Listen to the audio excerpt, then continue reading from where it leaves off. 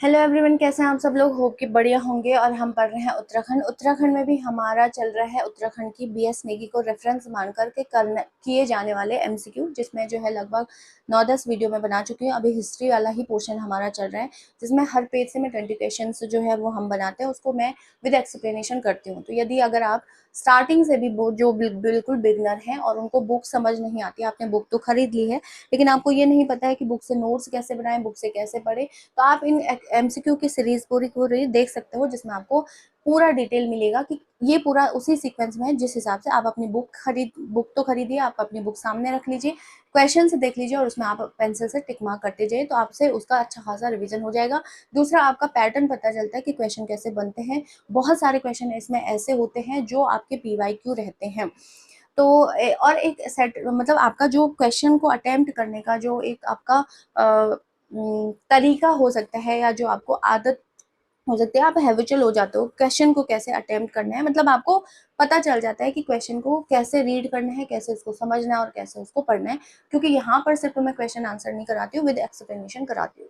तो आज की कहानी भी हम शुरू करते हैं। देखते हैं पहला क्वेश्चन आपके स्क्रीन पर, आप क्वेश्चन को रीड कर लीजिए। मैं तब तक चेक कर लेती हूँ कि आपको क्वेश्चन कटे नहीं साइड से, क्योंकि कुछ कुछ क्वेश्चन थोड़े से बड़े, बिल्कुल आपका क्वेश्चन नहीं कट रहा है। देख लेते हैं क्वेश्चन आपका। फर्स्ट क्वेश्चन आपका स्क्रीन पर, कार्तिकेय, हालांकि कार्तिकेय वंश की पहली सीरीज में आपको बना चुकी है, जिसमें हमने पहला परिवार और दूसरे परिवार के एमसीक्यू करे हैं। अब ये तीसरा परिवार और कुछ उनकी एडमिनिस्ट्रेटिव स्ट्रक्चर से ये क्वेश्चन है आपके, ये देखेंगे। क्वेश्चन नंबर फर्स्ट आपकी स्क्रीन पर, कार्तिकेयपुर राजवंश के तृतीय परिवार के संबंध में, थर्ड परिवार, क्योंकि 2 परिवार ऑलरेडी मैं कल की उसमें करा चुके, थर्ड परिवार, इसका थोड़ा पेंसिल में चेंज कर लेती हूँ क्योंकि ये है ना। देखिए के संदर्भ में, के संदर्भ में ये लिखा हुआ है, निम्नलिखित कथनों पर विचार कीजिए। पहला है, सलोड़ादित्य वंश की स्थापना इच्छर देव ने की थी। इच्छर देव के बाद क्रमशः देसठ देव, देसठ है ये, इसमें थोड़े टाइपिंग मिस्टेक है, और पदम देव शासक बने। उपयुक्त में से कौन सा कथन सत्य है, सही आपको ढूंढना है। तो देखिए, सबसे पहले तृतीय परिवार की एक ट्रिक मैं आपको बता देती हूँ। ये है आपका SID और PS, सलोड़ादित्य, इच्छरदेव, देसरदेव, पदमदेव और सुभिक्षराज, इस तरीके से ये चलेंगी।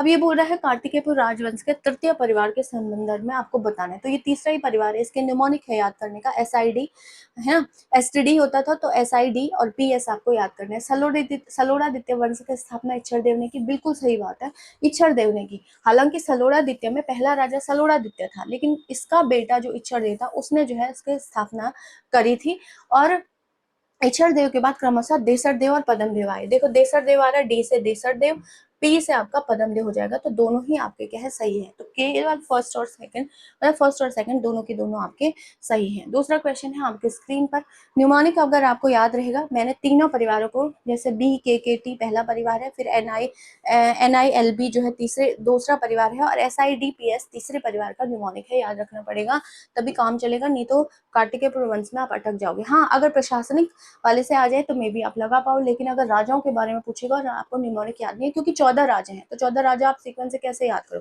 दूसरा, आपको ये भी याद करना है, 3 परिवार हुए, तो 3 परिवार में कौन किस परिवार का राजा है, किस शासक को दीन दुखियों का रक्षक, मसीहा एवं स्वर्णदाता कहा जाता है। सलोड़ादित्य, इच्छरदेव, देसरदेव, पदमदेव, बता दीजिए भाई कौन सा हो जाएगा आपका। ये है आपका क्वेश्चन नंबर सेकंड, देसरदेव। ठीक है, तो देसर देव ये है, देसठ देव आपको इसको कर सकते हैं। देसर देव है, इसे दीन दुखियों का रक्षक, मसीहा एवं स्वर्णदाता भी कहा जाता है, और इसकी जानकारी मिलती है चंपावत के बालेश्वर मंदिर से, जो प्राप्त ताम्रपत्र है। तो चंपावत के, इसी के बारे में थोड़ा एक्स्ट्रा बता रही हूँ, चंपावत के बालेश्वर मंदिर। अब एक बार क्वेश्चन ये आया था कि बालेश्वर मंदिर कहाँ स्थित है, तो चंपावत में स्थित है, ये भी ध्यान रखना है।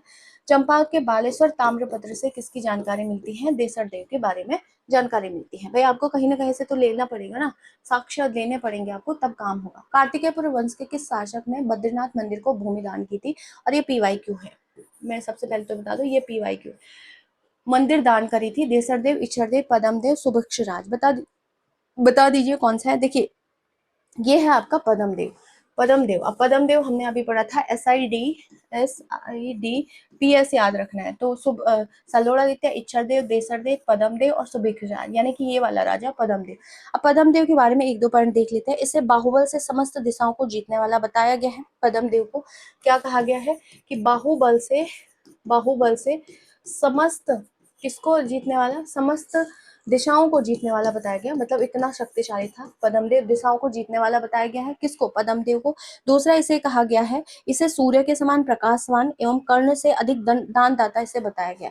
तो इसकी कैरेक्टरिस्टिक है भाई, सूर्य के समान प्रकाशवान बताया है, सूर्य के समान इसको प्रकाशवान बताया है, और कर्ण से ज्यादा इसको दानदाता भी बताया है, कर्ण से ज्यादा दानदाता, क्योंकि कहा जाता है कि सबसे ज्यादा दानदाता कौन थे, कर्ण थे।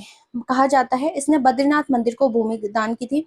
पद्मदेव की तुलना विक्रमादित्य से भी की जाती है। तो नेक्स्ट क्वेश्चन आपका ये भी बन सकता है कि इसकी तुलना विक्रमादित्य से की जाती है। ये था पद्मदेव के बारे में। जो आंसर होगा उसी को मैं डिटेल से बता रही हूँ, क्योंकि दूसरा ऑप्शन किसी दूसरे आंसर में आ जाएगा, तो उसको डिटेल से। क्वेश्चन पहला आप समझिए कि यूके ट्रिपल एस सी कनिष्ठ सहायक में ये पूछा था, है ना, ये क्वेश्चन पूछा था। सुभिक्षराज देव ने अपनी राजधानी कार्तिकेयपुर के किस उपखंड में बनाई थी। अब सुभिक्षराज कौन है, देखिए अभी फिर अगेन वही चीज, SID हो जाएगा, PS हो जाएगा। देखिए सलोड़ादित्य, इच्छरदेव, डेसरदेव, पद्मदेव, सुभिक्षराज, यानी कि अंतिम राजा। अब ये बोल रहे हैं अपनी राजधानी कार्तिकेयपुर के किस उपखंड, कार्तिकेयपुर जोशीमठ में पड़ेगा, के उस उपखंड में बनाई थी। जैसे उप सभापति उप एक एरिया था उसमें, देखिए सुभिक्षपुर में इन्होंने बनाई थी। अगर इसमें ज्यादा कचाइन आपको नहीं करना है। और सुभिक्ष राज के बारे में आपको देखना है तो सलोड़ादित्य वंश का अंतिम शासक यानी कि 14वां, विष्णु का परम भक्त था। अगर आपको लिखना होगा तो मैं यहाँ पे लिख देती हूँ, क्योंकि आगे डिटेल आएगी। तो 14वां राजा हो जाएगा। और अंतिम सलोड़ादित्य वंश का, सलोड़ादित्य वंश मतलब तीसरा परिवार है सलोड़ादित्य का, अंतिम राजा भी है ये कौन, सुभिक्षरा अंतिम राजा है। दूसरा अगर आप इसमें देखोगे तो सुभिक्ष राज के बारे में परम वैष्णव परम ब्राह्मण भी इसे कहा गया। इसको सुभिक्ष राज को परम वैष्णव भी इसको कहा गया, किसको, सुभिक्ष राज, और परम ब्राह्मण दोनों भी बोल सकते हैं। परम ब्राह्मण जो है इसको कहा गया है, सुभिक्ष राज को कहा गया है। दूसरा अगर आप इसमें देखोगे तो राजधानी सुभिक्षपुर तपोवन में स्थापित करी इसने। और हमने अभी पढ़ा भी था कि राजधानी किस उपखंड में बनाई, ये है ना राजधानी, तो यही है वो किस में बनाई थी, सुभिक्षपुर में। उपखंड थोड़ा क्वेश्चन में इस तरीके से ही आपसे पूछेगा। सुभिक्ष राज को वंशज नरसिंह देव ने राजधानी बैजनाथ में स्थापित करने की दी थी। तो इसी ने नरसिंह देव ने इसको ही क्या किया था, राजधानी स्थानांतरण करने के लिए कहा था। चलिए आगे देखते हैं, बैजनाथ लेखों में वैद्यनाथ, चलो ये तो मैं अगले वाले में बता दूंगी। नेक्स्ट क्वेश्चन है आपका, कुलसारी मूर्तिलेख किस शासक का है। तो अच्छा क्वेश्चन है, कुलसारी अभिलेख। क्वेश्चन नंबर 5 आपके स्क्रीन पर बता दीजिए, ये है जत बाल देव का कुलसारी मूर्तिलेख। अच्छा क्वेश्चन, छोटा सा क्वेश्चन बट इंपॉर्टेंट हो जाता है, जत बाल देव हो जाएगा। नेक्स्ट क्वेश्चन है क्वेश्चन नंबर 6। अब एक कमेंट था कि कोर्ट वाले क्वेश्चन भी बना दीजिए मैम सीरीज में, तो मैंने कोशिश करी है बनाने की। अच्छा अभी आपका हो गया ये आगे पीछे उल्टा पुल्टा क्यों देखा है, ये थोड़ी सी हो गई है स्ट्रेट, बट ठीक है आपको समझना है ना। देखिए क्या क्या बोला जाता है, आपको सूची फर्स्ट को सूची 2 से सुमेलित करना है, ऐसे ही क्वेश्चन आते हैं आपका। अभी नीचे भी आपको डिटेल दिया है, लेकिन आप इसको लगा लेना, मैं ऊपर ऊपर आपको बता देती हूँ। देखिए प्रांतपाल जो था इसके अंदर फर्स्ट का प्रांतपाल होगा, प्रांतपाल मतलब प्रांतीय बोलते हैं ना, प्रांतीय। प्रांतकाल होगा आपका सीमा पे। तो आपका फर्स्ट का, ये तो व्हाइट ही हो रहा है ना, दूसरा पेन लेते हैं, कौन सा ले बताओ, ये ले लेते हैं जी, रेड ले लेते हैं। देखिए प्रांतपाल जो था वो था आपका सीमावर्ती मार्ग पर निगरानी करने वाला। अगर आप दूसरे का देखोगे, दूसरे का तीसरा घटपाल हो जाएगा, सीमा की सुरक्षा, अगर आपको कहीं पे दिख रहा है बिल्कुल। वर्मपाल हो जाएगा, अच्छा नरपति तो आपका नदी घाटों पर कर वसूली करने वाला, और वर्मपाल होगा आपका गिरिद्वारों के रक्षक। तो पहला का आपका दूसरा है, कहीं पर आपको ऑप्शन दिख रहा होगा प्रांतपाल जो है सीमावर्ती मार्ग पर निगरानी, तो इसमें तो ऑप्शन नहीं है ही नहीं भाई, इसको काट दो। देखिए प्रांतपाल होगा आपका, हाँ बिल्कुल सही बात, पहले का दूसरा है ना सीमावर्ती नगर, सीमा की सुरक्षा तो घटपाल करेंगे, दूसरे का घटपाल। तो इसमें ऑप्शन आगे पीछे हो रखे हैं, बट ठीक है। देखिए ये वाला आपका सही हो जाएगा फाइनल। प्रांतपाल होंगे सीमावर्ती मार्गों पर निगरानी, घटपाल होंगे आपके सीमा की सुरक्षा, वर्मपाल होंगे आपके गिरिद्वारों के रक्षक, और नरपति होंगे चौथे, नरपति चौथा का वन, अरे नहीं नहीं नहीं भाई, क्या गड़बड़ हो रही है, एक सेकंड। प्रांतपाल हो जाएंगे आपके सीमावर्ती मार्गों पर निगरानी, तो पहले का दूसरा हो जाएगा, पहले का दूसरा तो है नहीं कहीं पे, चलो कोई बात नहीं। फिर घटपाल हो जाएंगे, घटपाल तो नदी घाटों पर कर वसूली हो जाएगा। फिर आपका फिर आता है वर्मपाल, दूसरे का तीसरा हो जाएगा, ये गड़बड़ है कुछ, जस्ट अ वेट, मैं इसको चेक कर लेती हूँ, क्योंकि मैं गलत कैसे बता दूँ आपको, गलत बता के फायदा नहीं है, आपको 2 मिनट इंतजार करना पड़ेगा, है ना। एक सेकंड में थोड़ा चेक कर लेती हूँ उसे। प्रांतपाल होगा सीमाओं की सुरक्षा, मतलब फर्स्ट का तीसरा, हाँ देखिए ये है ऑप्शन, ठीक है ठीक है, फर्स्ट का तीसरा है ना, बिल्कुल सही बात, फर्स्ट का तीसरा सीमा की सुरक्षा हो जाएगा, प्रांतपाल सीमा की सुरक्षा हो जाएगा, घटपाल है गिरिद्वारों के रक्षक, अगर है इसमें सेकंड का फर्स्ट गिरिद्वारों के रक्षक, वर्मपाल हो जाएंगे आपके आपका वर्मपाल होंगे सीमावर्ती मार्ग आवागमन में व्यक्तियों पर निगरानी, तो ये वाला हो जाएगा वर्मपाल, और नरपति हो जाएगा आपका नदी घाटों पर कर, तो यानी कि पहला का होगा आपका तीसरा, ये है, फिर दूसरे का पहला, बिल्कुल सही बात है, ये तीसरा वाला आपका ऑप्शन, चौथे का दूसरा, फिर ये चौथे का दूसरा बोल रहा है, चौथे का चौथा होगा, आप ऐसे लगा लो, ऊपर नीचे वाले में थोड़ा आगे पीछे शायद ऑप्शन है, देखो प्रांतपाल है आपका सीमा वर्ती मार्ग पर निगरानी, घटपाल होंगे आपके गिरिद्वारों के रक्षक, वर्मपाल है सीमा, और नरपति होगा आपका नदी घाटों पर कर वसूली, यही होगा भाई, बिल्कुल सही बात है, वर्मपाल सीमावर्ती मार्ग आगमन पर, हाँ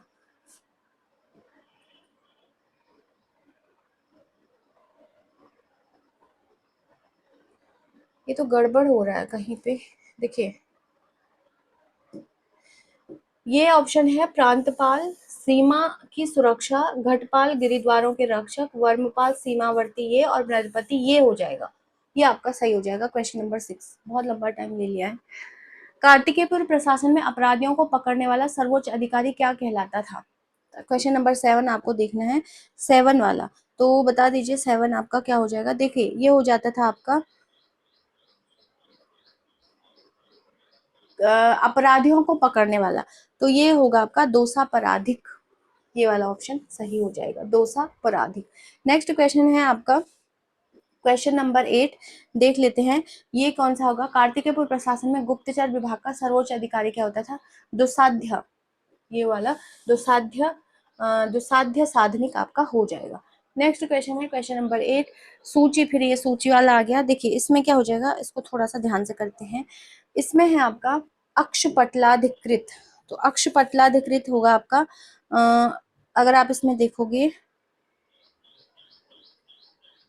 अक्षपटलाधिकृत, ये है आपका गृह मंत्री या भू रिकॉर्ड अधिकारी, ये हो जाएगा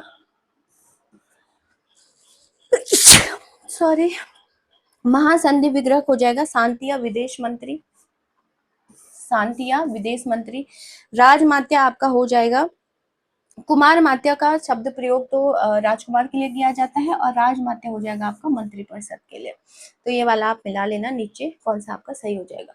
नेक्स्ट क्वेश्चन है कत्यूरी प्रशासन में तहसील स्तर की प्रशासनिक इकाई को क्या कहा जाता था, तो ये आपको ध्यान रखना है, ये है आपका 10वां क्रमांत, क्या, अरे क्रमांत जो है इनको कहा जाता था, क्वेश्चन नंबर ये क्रमांत। आगे अगर आप देखोगे नेक्स्ट क्वेश्चन है आपका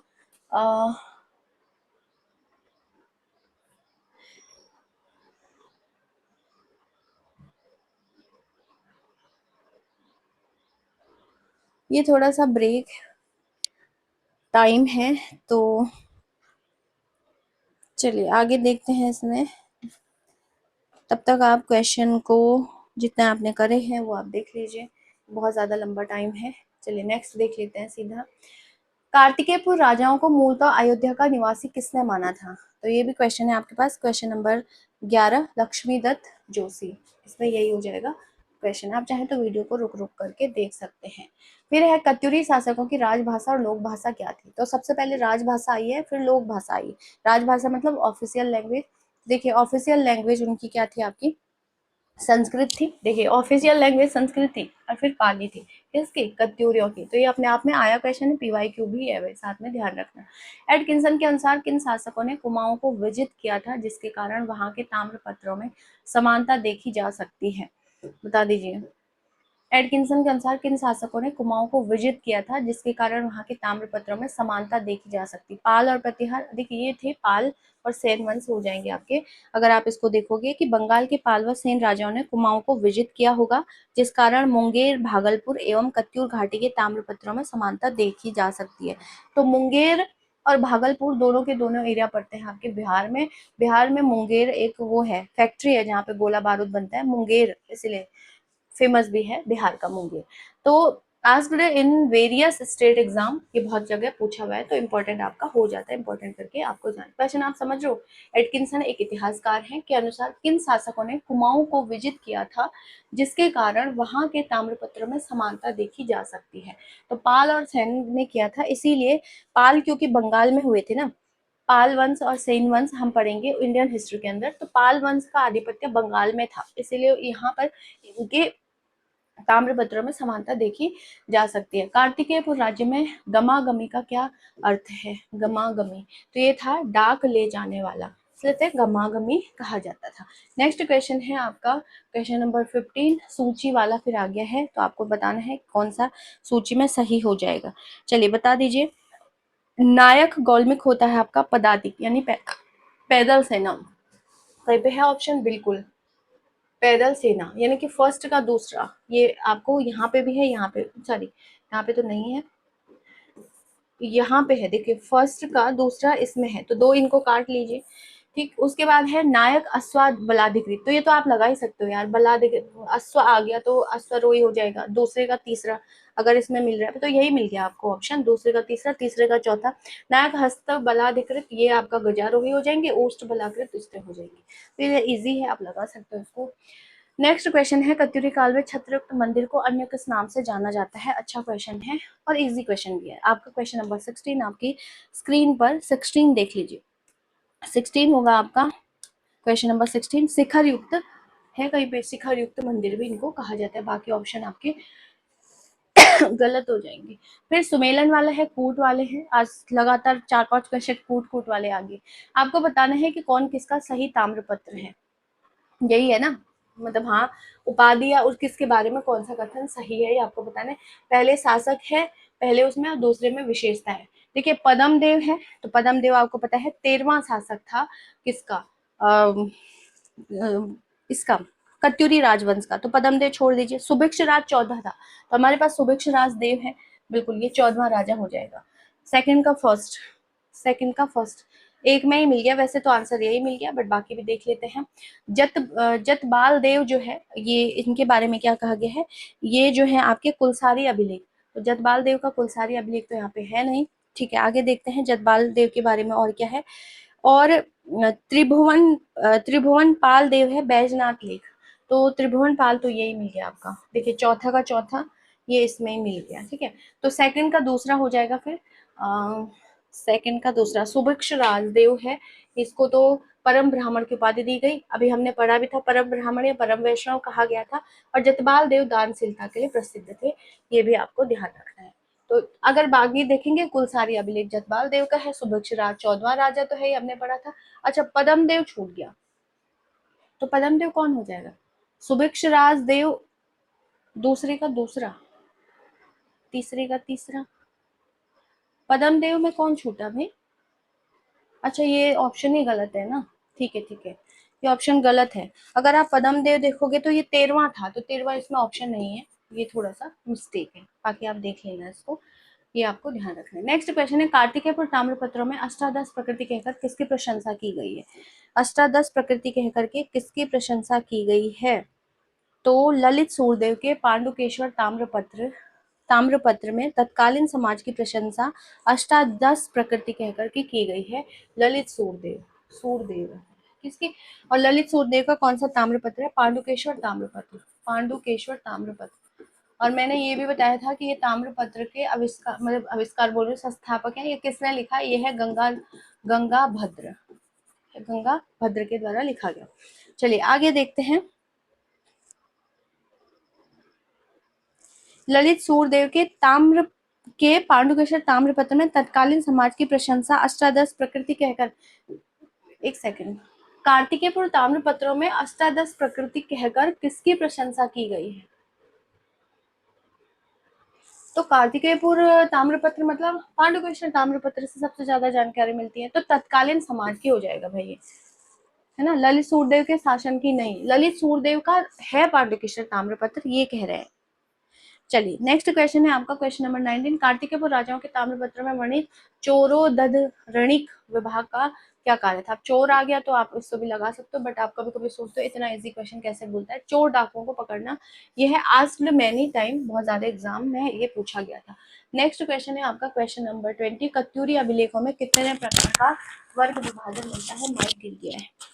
देखिए ये 4 मिलता है आपका, मैं हाथ से ही पकड़ लेती हूँ अभी, 4 में मिलता है, और ये है कौन कौन से? देखिए ये है आपका ब्राह्मण, क्षत्रिय और खस और चांडाल। अब ये चांडाल तो पता नहीं कौन सी कैटेगरी किसको बोल दिया इन्होंने, इनके बारे में जानकारी मिलती है। ठीक है, क्वेश्चन नंबर, अरे कहाँ चल गए? ये बेसिक क्वेश्चन थे, ये तो हमारे हो ही गए हैं, खैर कोई बात नहीं। तो आज के लिए इतना ही, और इसमें जो है थोड़ा सा कूट वाले में एक जगह पर मिस्टेक हो गई है, ऊपर नीचे हो गई थी चीजें, क्योंकि सीमा द्वारों के रक्षक और सीमा द्वार मतलब आने वाले, उनमें थोड़ा कंफ्यूजन हो गया, उसको देख लेना आप, है ना। कभी कभी हो जाती है, इंसान है, गलतियां हो जाती हैं, और गलतियों से ही हम सीखते हैं, है ना। Errors are part of learning, तो बिल्कुल होनी चाहिए, और गलतियां हो भी जाती हैं कभी कभी, तो खैर कोई बात नहीं। तो आज के लिए इतना ही, मिलता है नेक्स्ट वीडियो में, और इसमें जिस भी क्वेश्चन में आपको डाउट लगता है तो आप उसको कमेंट कर सकते हैं। हालांकि इसमें डाउट वाला कोई है नहीं, क्योंकि सारा का सारा बीएस नेगी से मैंने ही, बीएस नेगी से ही क्वेश्चन बनाए हैं, और बीएस नेगी से ही सॉल्व इसको मैं करती हूँ, मतलब करवाती हूँ एक तरीके से। तो एक्स्ट्रा इसमें कुछ भी नहीं होता है, ऐसे डाउटेबल तो कुछ नहीं है। अभी आप अगर रिसेंट देखोगे पटवारी का पेपर जो हुआ था, इसमें बीएस नेगी से बहुत हद तक क्वेश्चन आए थे, और बहुत हद तक उसमें अगर उत्तराखंड के आप 40 नंबर इसमें उत्तराखंड के आए हैं, तो लगभग जो है 30 क्वेश्चन ऐसे थे जो ऑलरेडी मैं करा चुकी थी। मैं चाहे वो मैंने एमसीक्यू के थ्रू करवाए हो, चाहे मैंने वो आपको वीडियो के थ्रू, जो कोई वीडियो में डिटेल से बनाते हो उसके थ्रू मैंने आपको करवाए होंगे। तो आज के लिए इतना ही, मिलते हैं नेक्स्ट वीडियो में, तब तक के लिए जय हिंद।